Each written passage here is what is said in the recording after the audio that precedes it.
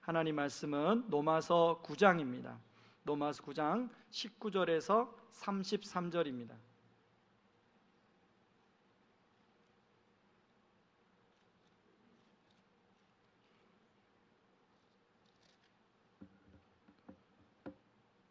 로마서 9장 19절에서 33절 말씀,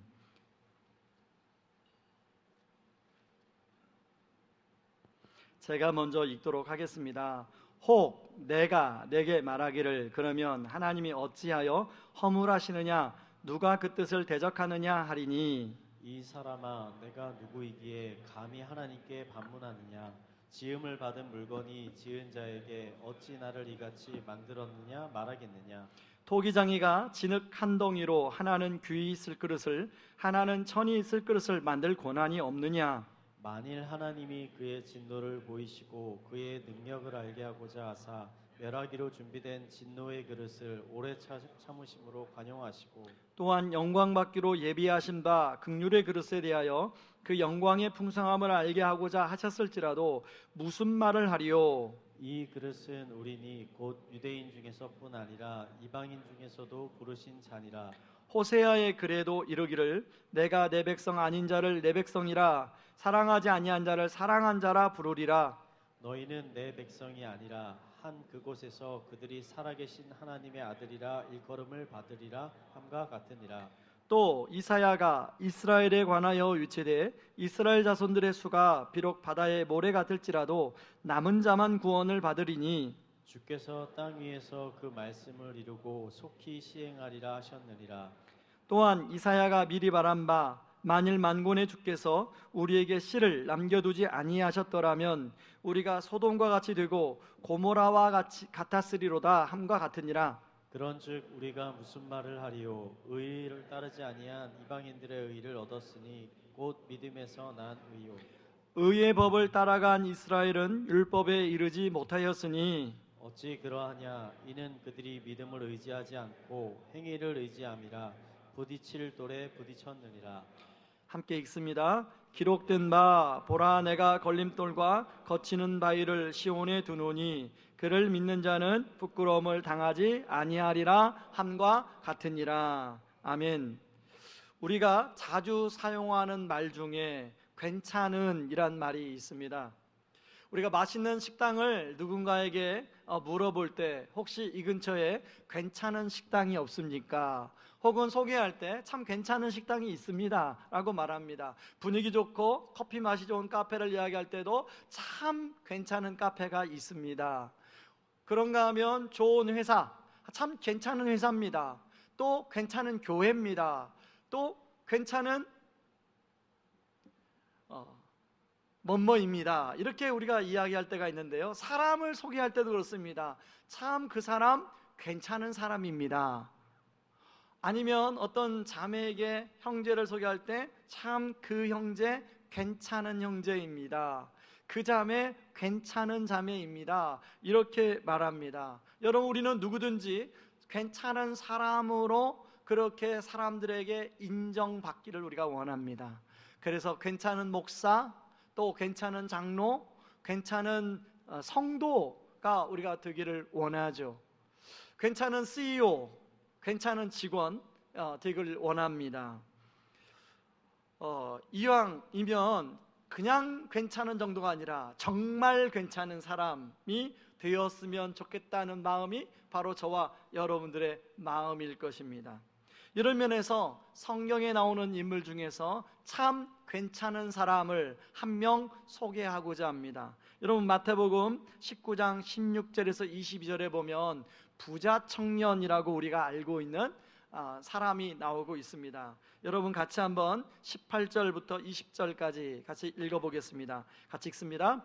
이르되 어느 계명이오니까? 예수께서 이르시되 살인하지 말라, 간음하지 말라, 도둑질하지 말라, 거짓 증언하지 말라, 내 부모를 공경하라, 내 이웃을 내 생각같이 사랑하라 하신 것이니라.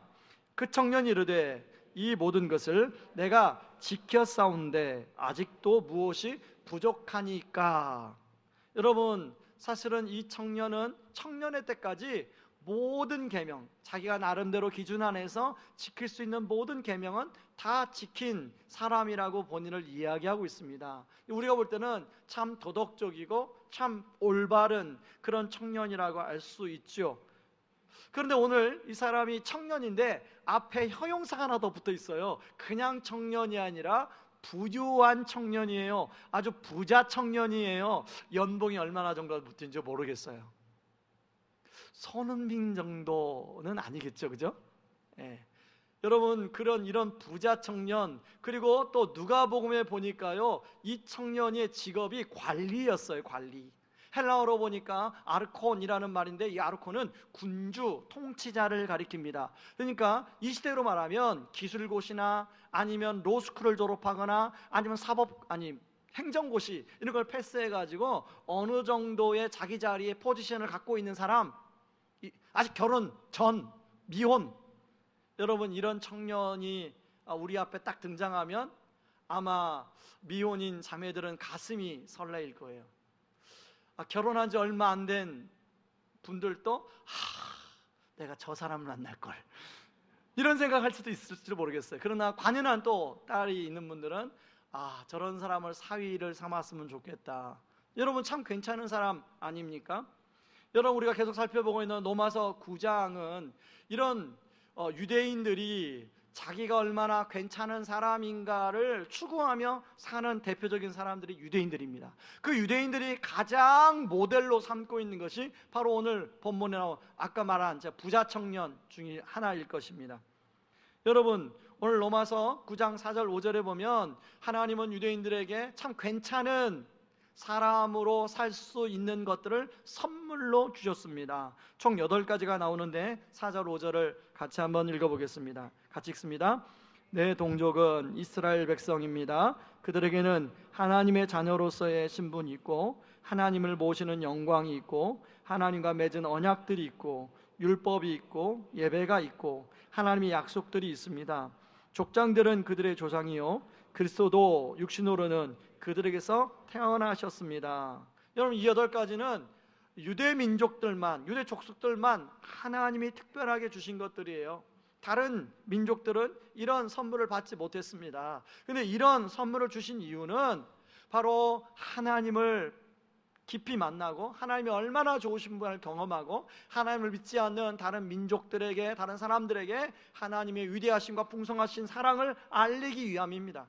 그러나 이들은 그런 건 알리지 아니하고 이런 것들을 특권으로 삼고 자기들만 그것들을 누리고, 오늘 본문의 그 부자 청년처럼 율법을 어떻게 하면 잘 지켜서 더 괜찮은 사람이 될 수 있을까에 관심을 가지고 있더라는 것입니다. 여러분, 마태복음 19장 6절에 나온 것처럼 이 부자 유대인들도 부자 청년처럼 자신의 노력과 자신의 의지로 하나님에게 얼마나, 사람들에게 뿐만 아니라 하나님에게도 의로운 사람이 되고 싶어하는 마음을 가지고 있습니다. 여러분, 한번 마태복음 19장 16절 같이 한번 읽어보시죠. 읽겠습니다. 어떤 사람이 주께 와서 이르되 선생님이여 내가 무슨 선한 일을 하여야 영생을 얻으리이까. 자, 그러나 결과는 어떻게 되었습니까? 바로 오늘 결과를 로마서 9장 31절 32절에서 이야기하고 있습니다. 같이 한번 읽어보시죠. 그런데 이스라엘은 의의 율법을 추구하였지만 그 율법에 이르지 못하였습니다. 어찌하여 그렇게 되었습니까? 그들은 믿음으로서가 아니라 행위로 의에 이르려고 했기 때문입니다. 그들은 걸림돌에 걸려 넘어진 것입니다. 이런 마찬가지로 부자 청년 역시 일생일대에 가장 좋은 기회라고 할 수 있는 예수님의 제자가 되는 기회를 슬픈 얼굴을 하고 돌아가 버려서 놓쳐버립니다. 여러분, 21절 22절 여러분 이렇게 나와 있습니다. 예수께서 이르시되 내가 온전하고자 할진대 가서 내 소유를 팔아 가난한 자들에게 주라. 그리하면 하늘에서 보화가 내게 있으리라. 그리고 와서 나를 따르라 하시니. 22절 같이 읽습니다. 그 청년이 재물이 많음으로 이 말씀을 듣고 근심하며 가니라.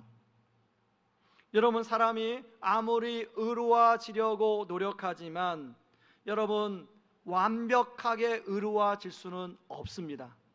만약에 사람들에게 내가 의로운 사람이라고 인정은 받을 수가 있습니다. 내가 괜찮은 사람이라고 인정은 받을 수 있습니다. 그러나 거룩하신 하나님의 의의 기준에 비하면 의로운 사람으로 온전해질 수는 없습니다.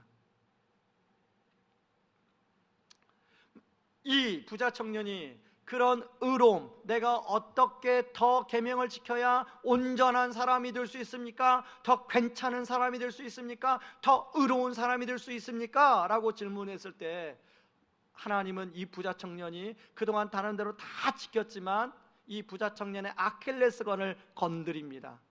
가서 내 재물을 팔아 가난한 사람들에게 다 나누어 주고 오라. 네가 정말로 이웃사랑을 그동안에 잘했다고 스스로 생각하는데 그 이웃사랑을 한번 해보고 와라 할 때 이 청년은 자기 기존의 이웃사랑은 했지만 예수님의 기준의 이웃사랑에 걸려 넘어지고 말죠. 여러분, 이처럼 우리는 누구나 사람들에게 괜찮은 사람, 의로운 사람, 온전한 사람으로 보여지기를 원하지만 사실은 어떤 부분에서는 온전할 수 있고 어떤 부분에서 의로워질 수 있고 어떤 부분은 괜찮게 보일 수 있지만 그러나 어떤 부분에서는 금방 뽀록이 나는 의로움이 깨져버리는 결과를 맞이할 때가 있다는 것입니다.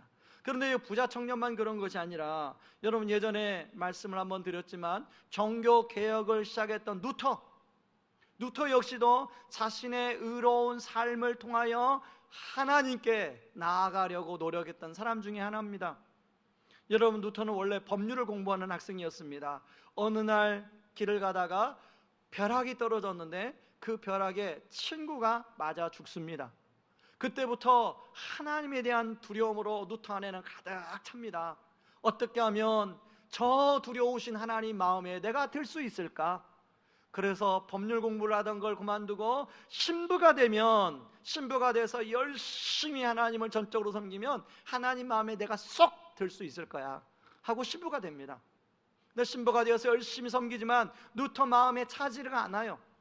그래서 루터가 고민을 하다가 그래, 많은 수도사들이, 많은 성자들이 한다고 하는 그런 고행을 하게 되면 하나님 마음에 쏙 들 수 있을 거야 하고 그 당시에 베드로 성당 옆에 있는 큰 계단 수가 몇 개인지 모르겠지만 그 계단을 그 당시에 성자들은 무릎으로 올라갑니다.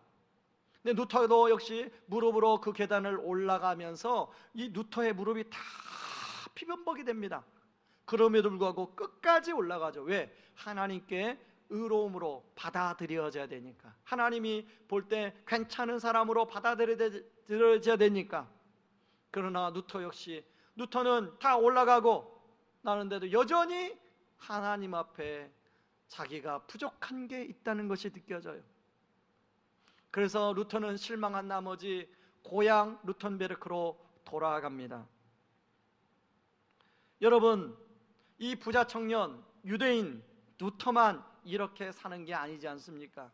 여러분, 우리가 예수를 믿고 하나님을 믿고 성령을 의지하며 살아간다고 하는 저나 여러분들이나 여러분, 이 부자 청년처럼 루터처럼 유대인처럼 나의 의로움으로, 나의 선함으로, 나의 착함으로 나름대로 하나님께 만족시키면 하나님이 더 많은 축복을 나한테 주실 수도 있을 거라는 그런 생각을 가지고 우리가 살아가고 있지는 않습니까? 그래서 여러분, 어떤 책에 보니까 미국 성도들이나 한국 성도들이나 온 세계 성도들 안에 공통점 하나가 있는데 한 주간을 떳떳하게 살면 주일날 나와서 하나님 앞에 굉장히 떳떳하게 이렇게 예배를 드리는데요, 한 주간 뭔가 찝찝하게 살게 되면 주일날 예배에 나오면 막 괜히 고개가 숙여지고 막 얼굴을 들어서 찬양이 잘 안 나오고 그런다는 것입니다. 여러분, 그러나 제가 분명히 말씀드리는데 한 주간 여러분이 떳떳하게 사신 분이나 아니면 좀 찝찝하게 사신 분이나 사실은 50보 100보입니다. 하나님 앞에 비춰보면 여러분, 우리는 다 허물이 많은 죄인일 수밖에 없습니다.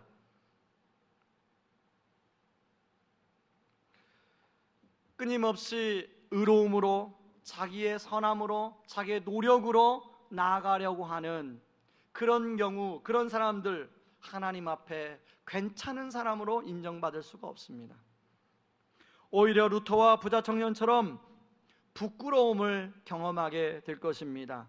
여러분, 로마서 9장 33절, 32절과 33절을 같이 한번 읽어봐야 되는데요, 33절을 읽고 32절을 읽어보겠습니다. 같이 한번 읽습니다. 기록된 바 보라, 내가 걸림돌과 거치는 바위를 시온에 두노니 그를 믿는 자는 부끄러움을 당하지 아니하리라 함과 같으니라. 여러분, 여기 부끄러움이라는 단어는 바로 의로움, 괜찮음, 선함, 이런 단어와 대조되는 말입니다. 여러분, 32절을 같이 한번 읽어볼까요? 9장 32절, 제가 인용은 해오지 않습니다. 여러분, 성경을 보시기 바랍니다. 어찌 그러하냐, 이는 그들이 믿음을 의지하지 않고 행위를 의지함이라 부딪힐 돌에 부딪혔느니라. 다시 말하면 행위를 의지하고 선함을 의지하면 부끄러움을 당하게 된다는 거예요. 그러나 예수를 믿음을 의지하면 부끄러움을 당하지 아니한다는 말씀입니다. 여러분, 저는 오늘 예배드리는 모든 성도님들이 부끄러움이 아니라 정말로 하나님이 인정해 주시는 참 괜찮은, 정말 괜찮은 성도님들 되기를 주님의 이름으로 축원합니다. 그러면 어떻게 하면 우리가 정말로 괜찮은 성도가 될 수 있을까? 괜찮은, 정말로 하나님 보시기에도 진짜 괜찮은 사람이 될 수 있을까? 한번 오늘 본문을 좀 찾아보려고 합니다. 첫 번째는요, 나 자신이 어떤 존재인가를 정확히 알아야 합니다. 여러분, 제가 아는 분 가운데 오랫동안 시골에 있는 아버지가 물려준 땅 때문에 소송에 휘말린 적이 있습니다. 이분의 아버지는 마음씨가 참 넉넉하신 분이었습니다. 그래서 시골에 참 어렵고 형편이 좀 안 좋은 분이 계셔서 아버님이 서울로 오면서 그 시골에 있는 땅을 그분에게 관리하도록 맡겼습니다. 그게 그분이 성씨가 뭐 누군지는 모르겠지만 그 누구누구씨 내가 서울에 가족들하고 데리고 있는 동안에 좀 이 땅을 잘 맡아 관리해주고 당신이 마음껏 농사 지어서 살으라고.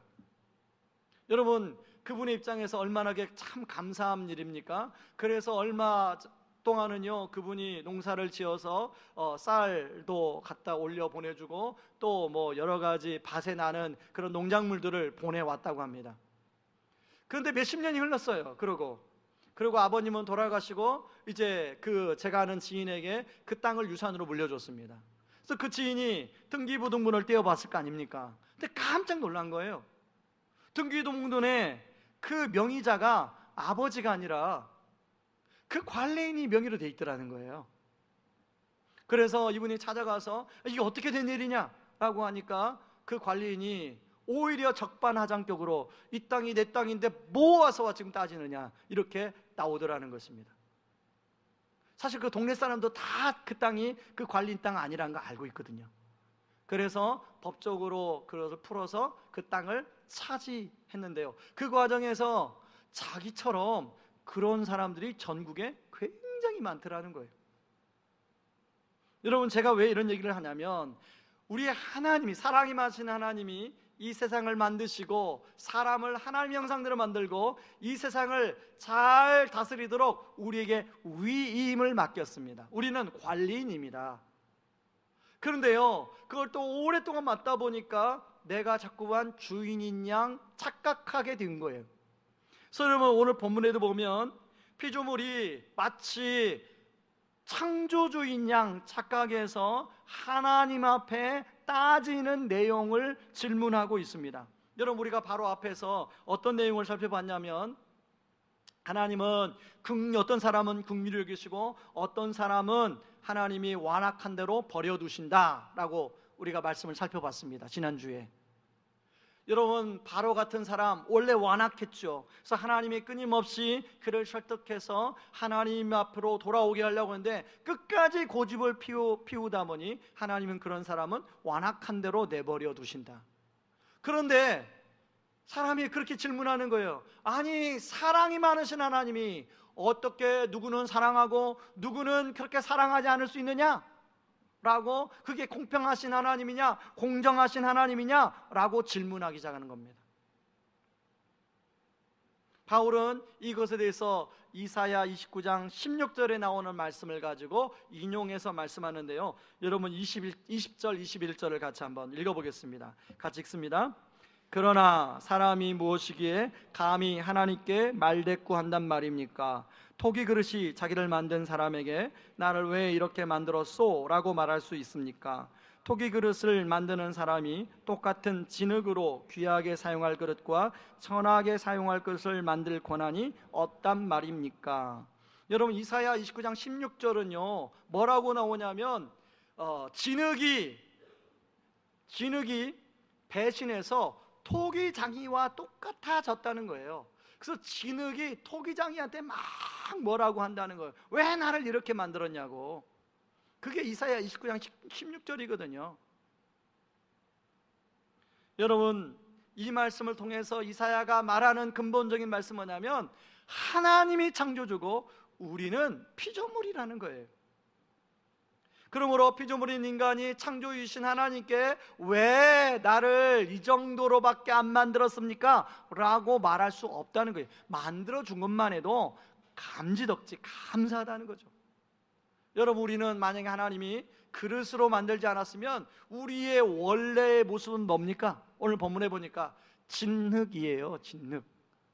여러분 초등학교 때 찰흙으로 말도 만들어보고 개도 만들었을 것입니다. 여러분 그리고 어떤 찰흙은 버려진 찰흙도 있을 것입니다. 그렇죠? 여러분 해보셨죠?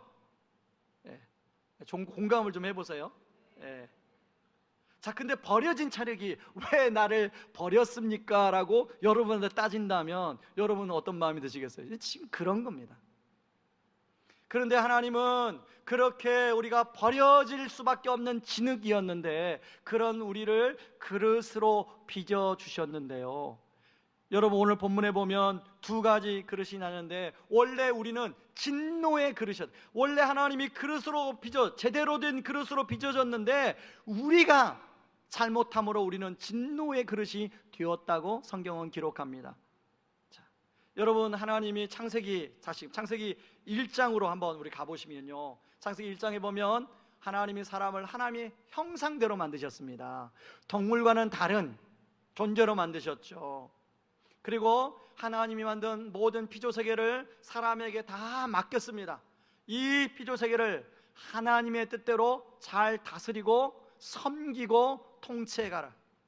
그래서 그 속에서 하나님이 원하시는 세상, 하나님이 원하시는 문화를 꽃피우고 살아라 이렇게 말씀하셨습니다. 그게 창세기 1장 28절이에요 그런데 창세기 2장에 가면, 창세기 3장에 가면 뱀이 유혹하기 시작합니다. 저 선악과를 따먹으면 너도 하나님처럼 될 수 있어.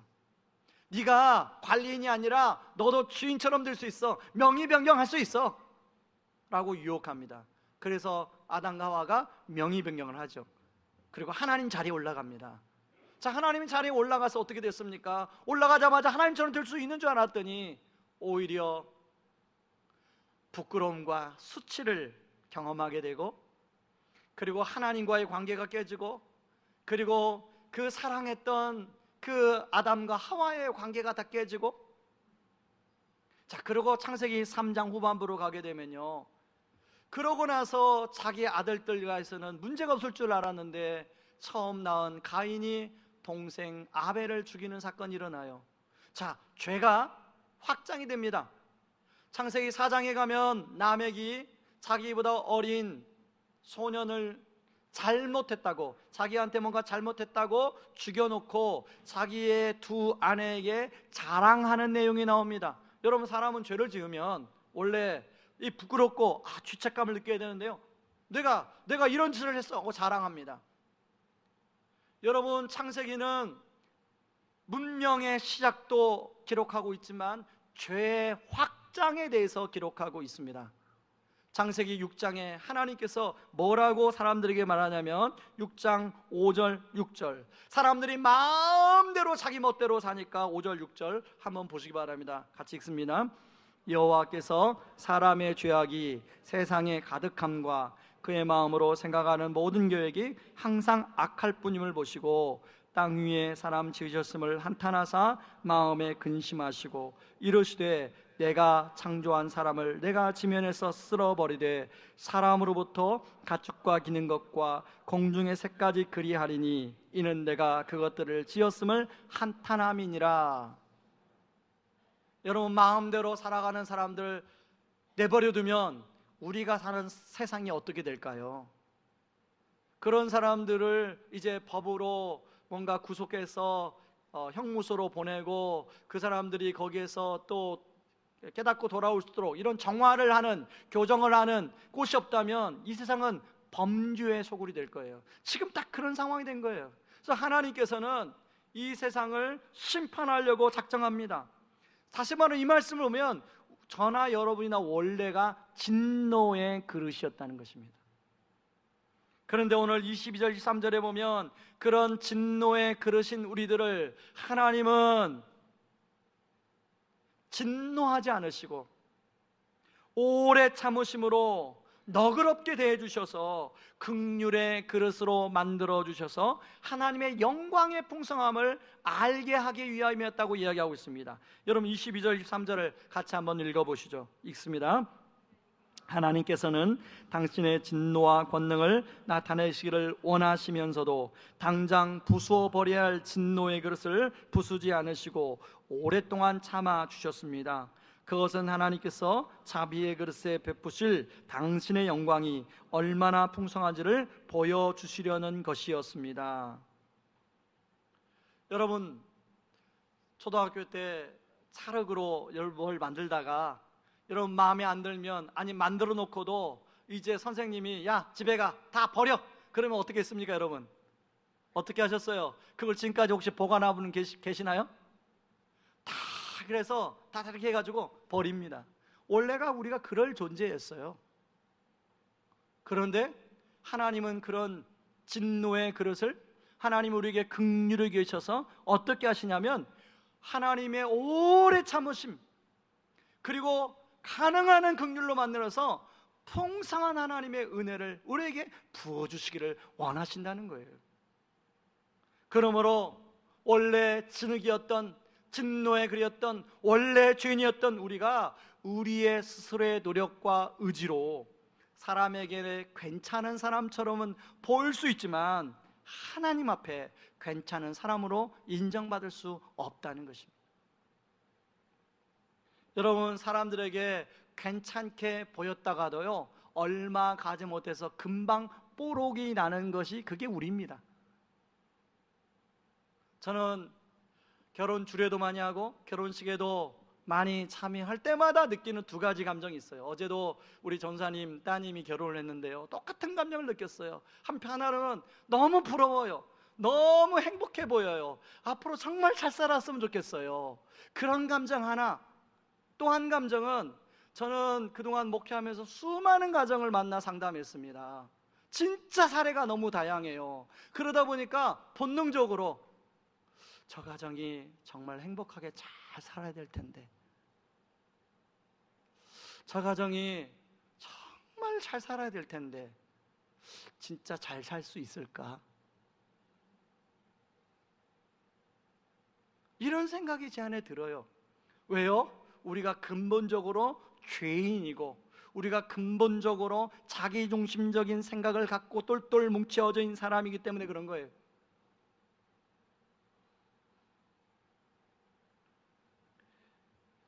아무리 스스로 괜찮게 보이려고 해도 어느 정도는 가능하지만 우리가 여전히 완전히 의로워질 수 있는 존재는 아니기 때문에 그렇습니다.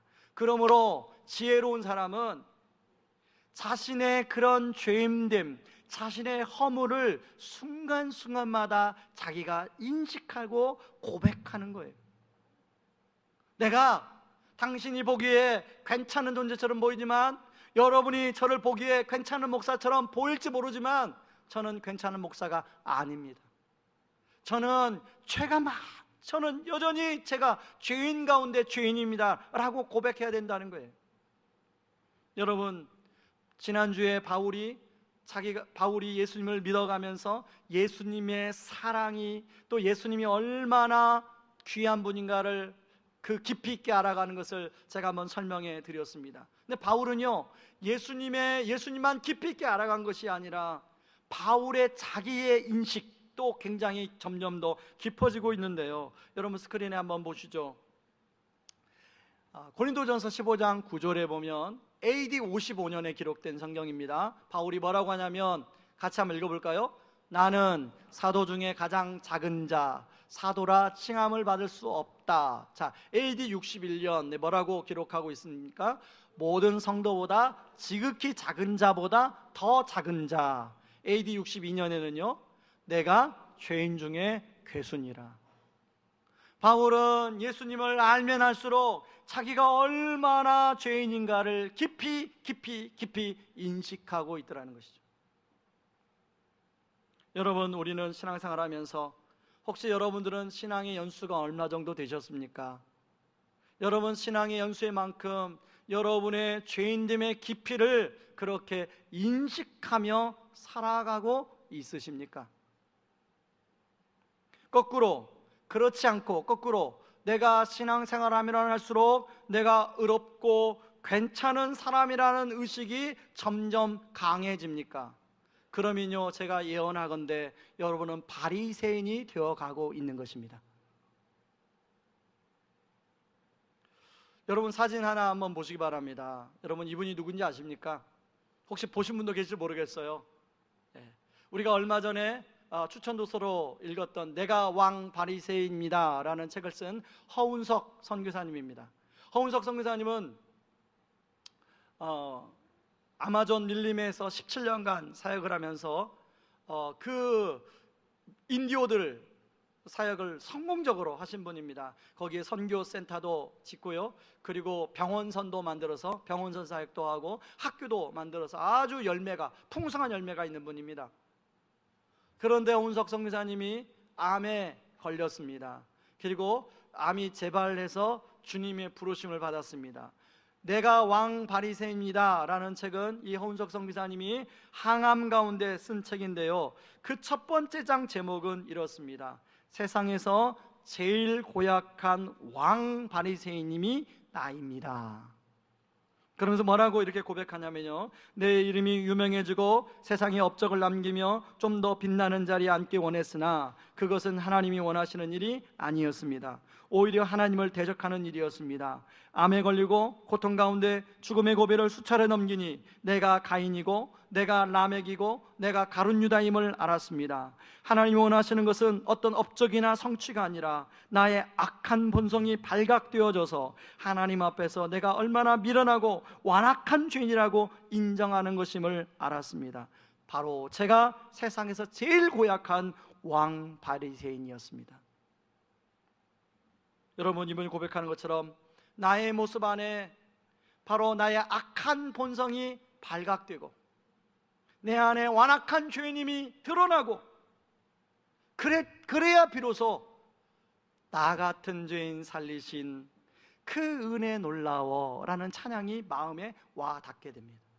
그렇지 않고서는 나 같은 죄인 살리신 그 은혜 놀라워 라는 찬양은 나랑 아무런 느낌이 없이 다가와요. 저와 여러분 순간순간마다 내가 우리 자신이 얼마나 완악한 죄인인가를 자주 묵상해 보시기 바랍니다. 그러면 유익이 있게 되는데요, 제가 하나 예를 들어 보겠습니다. 저도 목회를 하다 보면요 사람들에게 비난을 들을 때가 있습니다. 비난을 듣게 되면요 첫 번째 하는 생각이 뭐냐면 기분이 언짢습니다.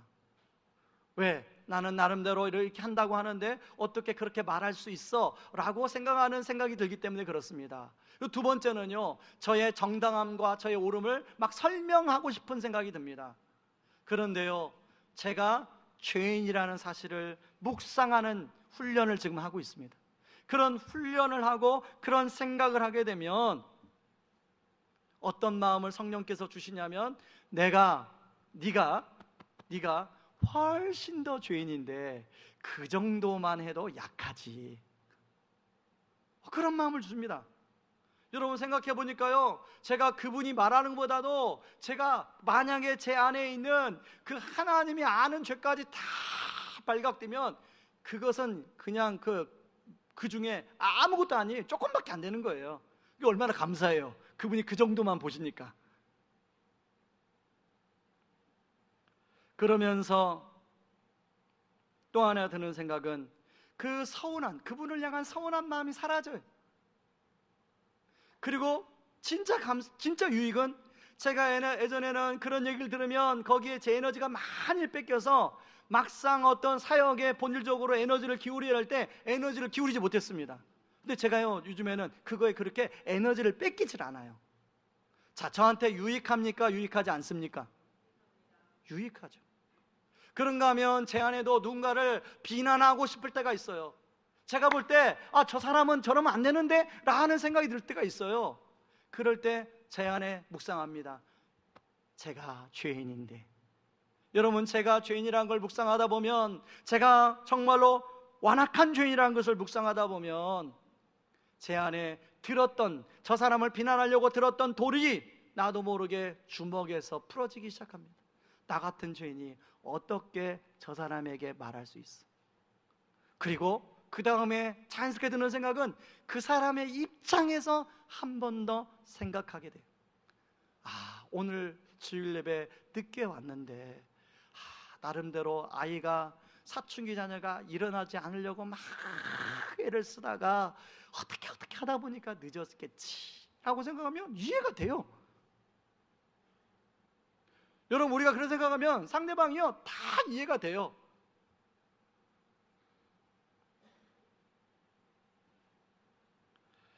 저와 여러분, 우리 삶 속에 자신의 죄인됨의 깊이를 묵상함으로 십자가의 은혜를 더 깊이 누리기를 주님의 이름으로 축원합니다. 그런가 하면 두 번째, 하나님의 사랑이 얼마나 크고 놀라운가를 우리가 바로 알아야 됩니다. 여러분, 오늘 본문은 하나님에 대한 큰 두 가지 이미지를 가지고 있는데, 하나는 토기장의 이미지예요. 이 토기장의 이미지는 절대 주권, 창조주 하나님의 이미지입니다. 그런가 하면 또 하나 이미지가 있는데, 죄 가운데 빠진 자식을 끔찍히도 사랑하는 부모의 이미지를 가지고 있어요. 여러분, 로마서 9장 25절 26절을 같이 한번 읽어보겠습니다. 같이 읽습니다.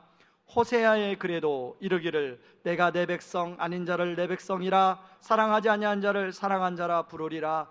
너희는 내 백성이 아니라 한 그곳에서 그들이 살아계신 하나님의 아들이라 일컬음을 받으리라 함과 같으니라.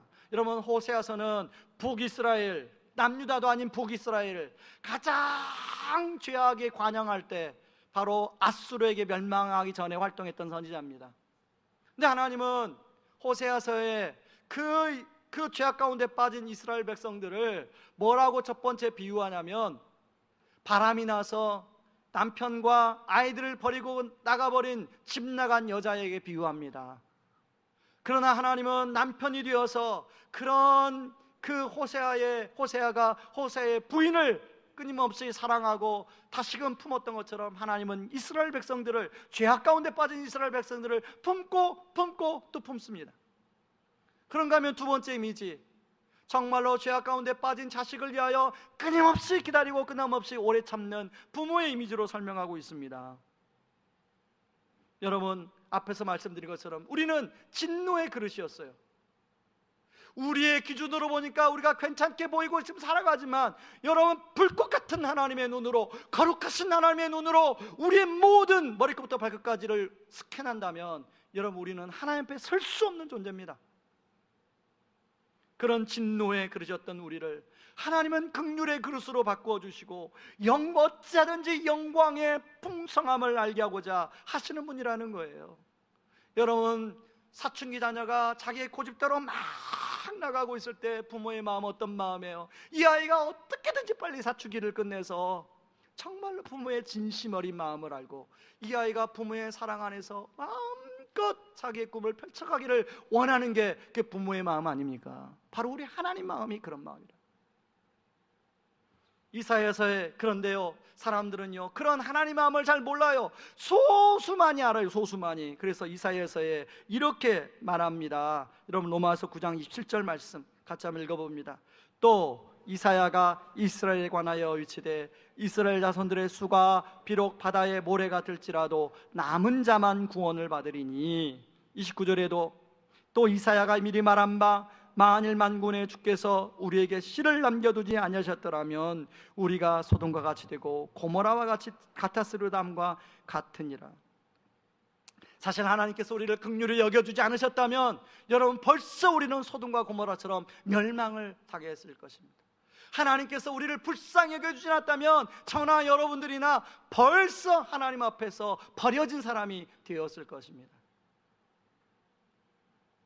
바로 이런 하나님의 사랑이 가장 잘 나타나는 것이 바로 십자가이죠.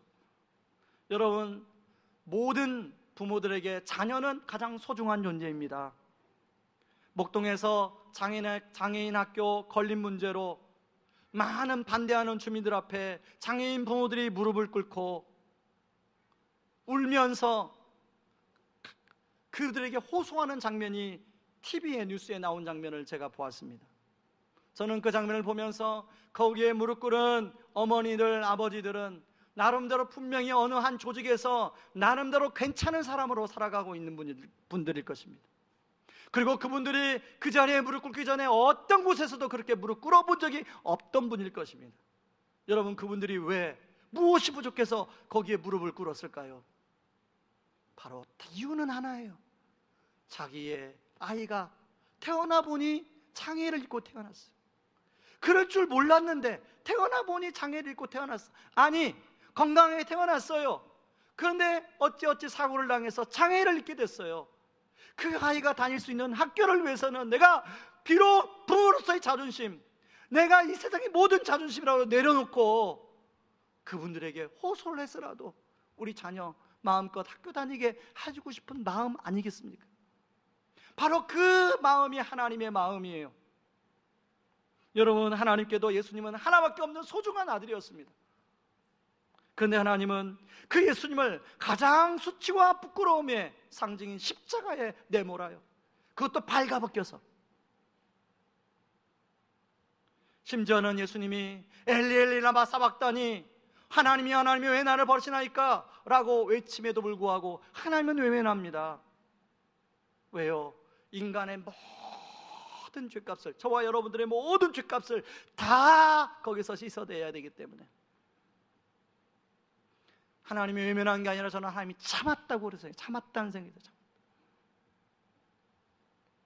바로 저와 여러분을 위한 사랑 때문입니다. 여러분, 사랑이라는 것은 내 소중한 것을 더 소중한 사람을 위해서 내어주는 것이 저는 사랑이라고 생각합니다. 여러분, 우리가 결혼식을 갈 때 왜 마음이 못합니까? 서로 두 사람이 자기가 그동안에 소중하게 지켰던 자기 자신을 더 사랑하는 사람을 위해서 내어주기라고 언약하고 선언하고 선포하는 게 결혼이기 때문에 우리가 마음이 흐뭇한 거 아닙니까?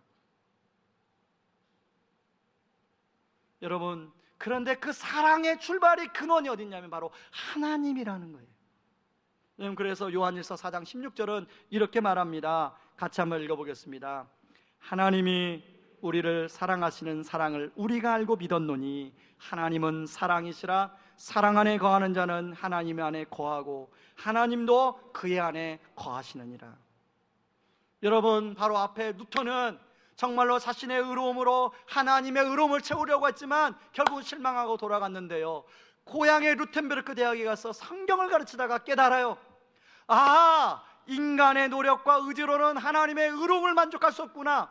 하나님의 사랑을 그저 받아들이고 믿기만 하면 되는구나라는 걸 깨달아요. 그래서 루터가 유명한 말씀하잖아요. 의인은 믿음으로 말미암아 살리라. 여러분, 바로 이런 하나님의 사랑을 응축해 놓은 것이 복음이라고 우리가 이야기합니다. 그리고 그 말을 풀면 기쁜 소식이라고 이야기합니다. 그런데요, 여러분, 한번 제가 질문하고 싶어요. 그리고 이 질문은 저에게도 합니다. 여러분, 정말로 복음이 우리에게 지금 생생해 살아있는 기쁜 소식이 되고 있습니까? 여러분, 정말 복음이 기쁜 소식이라면 여러분이 만나는 사람마다 계속 누군가에게 만나서 그 얘기를 해야 됩니다. 지난번에 오신 노진산 목사님이 추천해 주신, 저랑 대화를 나누다가 추천해 주신 책 복음의 언어라는 우리말로 번역된 책인데요, 원래 직역을 하게 되면 복음의 유창함이라는 책입니다. 저희 집사람이 영어를 쓰지 말라고 그래서 당신 발음으로는 영어를 쓰면 도움이 안 된다, 그래서 그냥 제가 직역으로 얘기합니다. 복음의 유창함. 그 책의 저자는 이렇게 이야기합니다. 왜 우리가 복음의 능력을 누리지 못하고 살아간지 아십니까? 그것은 우리가 복음이 얼마나 기쁜 소식인가를 유창하게 경험하지 못하고 누리지 못하기 때문에 그런 것입니다라고 얘기합니다.